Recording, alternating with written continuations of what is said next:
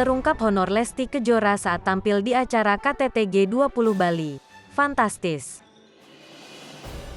Terungkap honor pedangdut Lesti Kejora saat tampil di acara KTT G20 di Bali pada 15-16 November tahun 2022 lalu.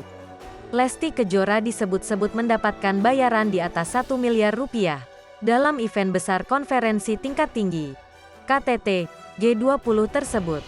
Selain Lesti Kejora, penyanyi senior Yuni Shara, Anmesh Kamalang, Andin Aisyah hingga Agnes Mo juga tampil.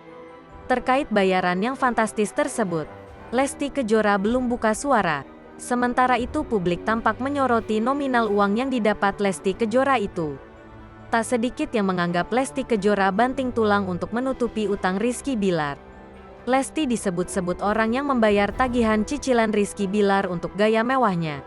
Apalagi Lesti sendiri dikenal hidup sederhana sebelum menikah, berbeda saat ia telah menjadi istri Rizky Billar.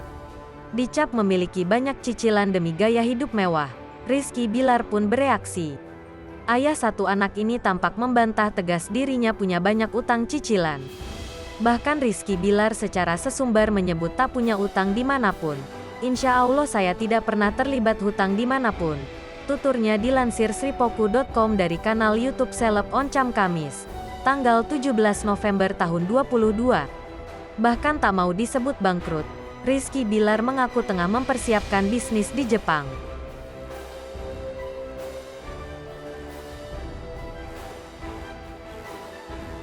Ya insya Allah mohon doanya aja, ucap Rizky Billar.